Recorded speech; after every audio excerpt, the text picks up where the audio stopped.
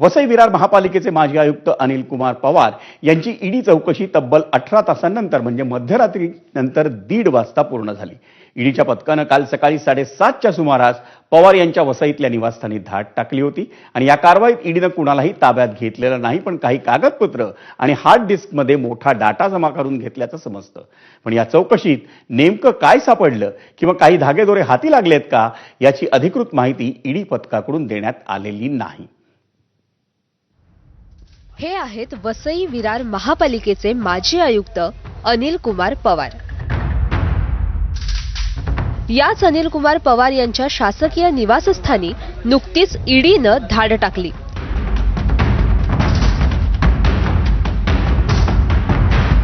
आणि त्यात कोट्यवधीच्या आर्थिक गैरव्यवहाराचं प्रकरण समोर आलंय। सोमवारी पवार यांचा निरोपाचा कार्यक्रम पार पडला, त्यांची ठाण्यात बदली झाली, पण त्याच्या दुसऱ्या दिवशी पवारांवर कारवाईचा बडगा उभारण्यात आला। मनी लॉन्ड्रिंगच्या संशयातून ईडीकडून ही कारवाई झाल्याची माहिती मिळत आहे। वसईतील डम्पिंग ग्राउंडच्या जागेत 41 अनधिकृत इमारती उभारण्यात आल्या होत्या।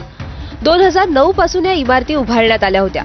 याच वर्षी या इमारती जमीनदोस्त करण्यात आल्या।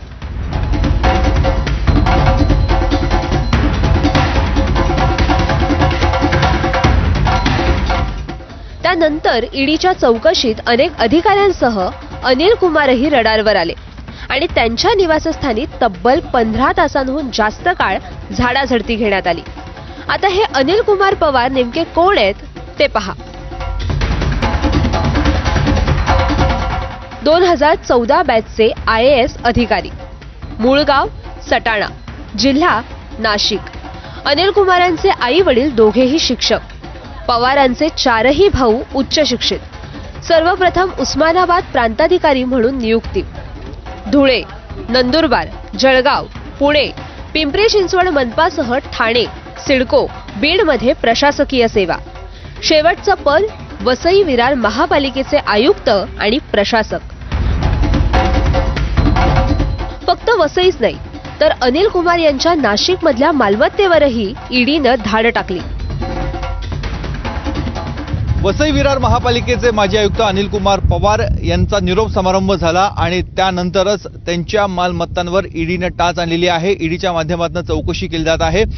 महाराष्ट्रातल्या वेगवेगळ्या शहरांमध्ये, गावांमध्ये त्यांची मालमत्ता असल्याचं ईडीच्या तपासामध्ये निष्पन्न झालेलं आहे। त्यामध्ये नाशिक शहरातील पाथर्डी परिसरामध्ये देखील त्यांचा एक प्लॉट असल्याचं ईडीच्या तपासामध्ये समोर येत आहे। पांडवलेणी डोंगर आहे आणि याच पांडवलेणी डोंगराच्या पायथ्याशी साधारणतः 413 स्क्वेअर मीटरचा एक प्लॉट त्यांच्या नावावर असल्याची माहिती ईडीच्या पथकाला मिळालेली होती आणि त्या माध्यमातून इथे तपासणी देखील करण्यात आलेली आहे। ईडीचं पथक इथे आलेलं होतं। या सगळ्या प्रकरणात संजय राऊतांनी दादा भुसेंवर आरोपांचं बोट ठेवलं होतं, पण त्यावर शिवसेनेचे नेते दादा भुसेंनी काय स्पष्टीकरण दिलंय पाहूयात। पवार हे माझे दूरचे नातेवाईक आहेत, ही वस्तुस्थिती आहे। राहिला विषय तर मी आता माहिती घेतली तर माननीय उद्धवजी ठाकरे साहेब मुख्यमंत्री असताना त्यांना वसई विरारचं पोस्टिंग करण्यात आलेलं आहे, हे पण दिसून आलेलं आहे। संजय राऊतांना माझ्याविषयी थोडं जास्तीचं प्रेम एवढ्यामुळे आहे की पाठीमागच्या काळामध्ये त्यांनी आमच्या मालेगावला गिरणा सहकारी साखर कारखान्यामध्ये त्यांना कोणी चुकीची माहिती दिली असेल, जी काही माहिती त्यांना दिली गेली त्याप्रमाणे त्यांनी खोटा आरोप केला होता। या प्रकरणात पालिकेतील अनेक अधिकारी, बिल्डर्स, आर्किटेक्ट्स आणि बांधकाम माफिया सामील असल्याचं स्पष्ट झालंय। त्यामुळे पुढच्या काळात आणखी मोठ्या चेहऱ्यांवर कारवाई होण्याची शक्यता वर्तवली जाते।